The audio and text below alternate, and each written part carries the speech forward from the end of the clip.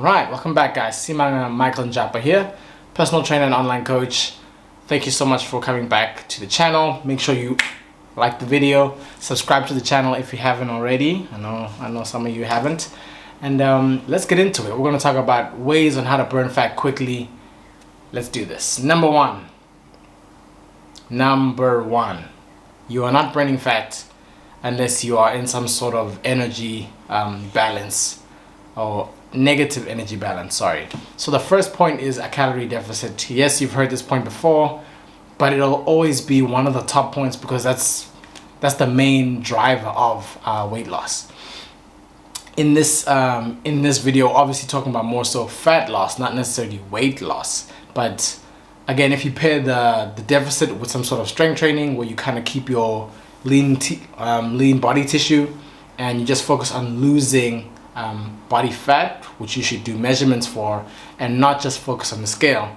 But the main thing there, you want to be in a deficit of about 300 to 500 calories depending on how active you are, but 300 to about 500 calories where you lose about a pound or around a kg a week is perfect. If you lose more than that, you might be in a deficit that's maybe too quick or too much of a deficit. You also don't want to be in a deficit that is too much, because what's going to happen is, yes, you're going to see initial change, but then what's going to happen is your body's going to get used to that. Your body's going to metabolically adapt, and then when it's time to continue the deficit over time, there's only so much of a deficit that you can apply. Because you're going to keep having to, let's say if you start with a 300, you're going to have to go 400, 500, and that's easier. That's an easier landing versus if you start with 1,000 calorie deficit, then you're going to go at 1,001, 1,002. You might not even have stuff to eat after that. So be a little bit more thoughtful with your deficit. Maybe start around 300, 350, then go 500. Just slowly work your way down. The second point also has to do with energy balance. Like I said, energy balance is a huge thing. The law of conservation of energy is what it is. You know, the energy has to be coming out of the system. Energy has to come into the system. Sorry. So with number two, this point is we need to make sure if we're not eating less, we need to burn more. And I don't want to make sure that you guys get into the habit of, okay, I need to go to the gym, I need to burn a hell of a lot of fat, a hell of a lot of calories, I need to go sweat, one of the easiest ways you can burn more calories is just increase your step count. That way we can increase the amount of energy expenditure during the day, but then we also don't tap into that muscle tissue that you work so hard for and so hard to maintain, so that you can improve your body composition, of course. But light modalities of increasing your energy expenditure during the day are gonna be awesome, especially if you can do those and then you maintain them over time. Whether it be, like I said, walking, whether you skip about 2 to 5 minutes a day, you just have to do it consistently enough where it's not gonna beat you up in terms of recovery, it's not gonna beat you up in terms of burning your muscle mass that you already have. So first point was calorie deficit. This one is calorie expenditure. So we're going to try expend more calories than we are eating. Try not to do both number 1 and 2 at the same time. If you're starting out for the very first time, try do one or the other. I'd probably want someone, depending on their level also, maybe there's someone, they are sedentary, they don't do anything in terms of activity, they're always behind the PC. Maybe I'd be like, okay, let's get your activity up because I want you to be moving more. Unless someone is already working, let's say in a factory, they do a lot of steps, I wouldn't say let's do more steps. I'd probably say let's focus on the diet front, maybe see if we can get you in a slight deficit there. Like I said, there's always nuance, but yeah, try those. Number 1, calorie deficit. Number 2, energy expenditure. Okay, number 3, this one is a boring one, but it works. Adequate sleep. I'm not going to touch on this one too much because I do have another video up here, I'm going to link it there, about recovery. And this sleep perfectly comes in and talks about recovery, or sorry, helps with recovery. But also sleep does this beautiful thing where it helps relax your body, and then your body almost like naturally can let go of body fat because it's not stressed, because it's super calm. You've been getting adequate amount of sleep, so you're also super sharp, you're super focused.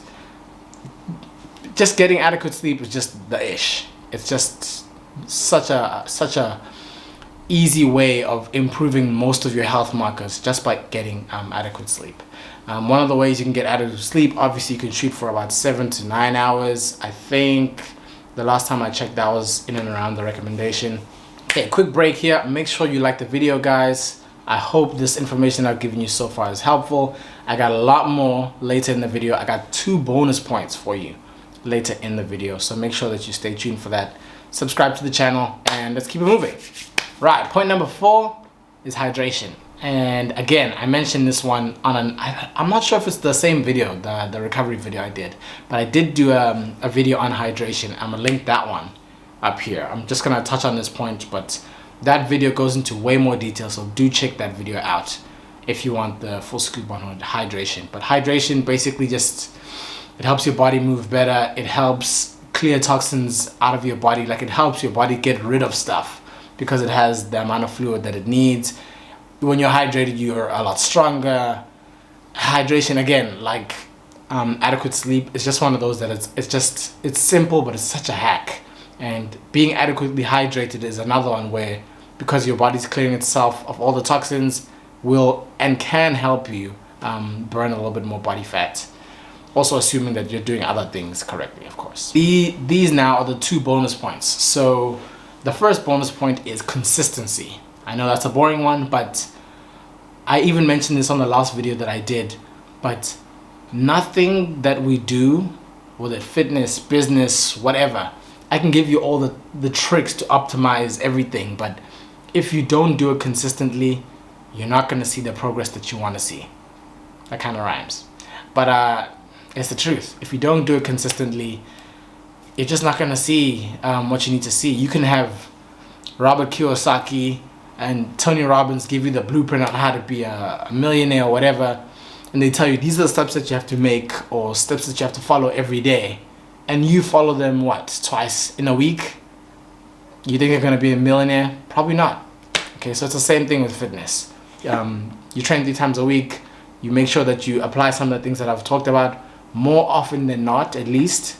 So maybe the 70-30 rule, the 70 obviously being you applying them, the 30, you know, sometimes you might fall off, whatever the case might be, but more often than not, you want to apply the principles that I talked about, and you being consistent is one of the things that's going to propel you further to your goal and propel you further than most people, because most people, that's where they slip up when it comes to consistency.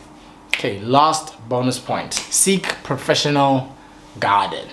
So with this one, whether it be a PT that you really like and you really respect, and again, when I say like, I don't mean you just like their personality. You would have had to see the results that they give other people. You had to talk to them and be like, okay, wow, this person seemed very insightful. You just like vet them properly so that you can make an informed decision when it's time.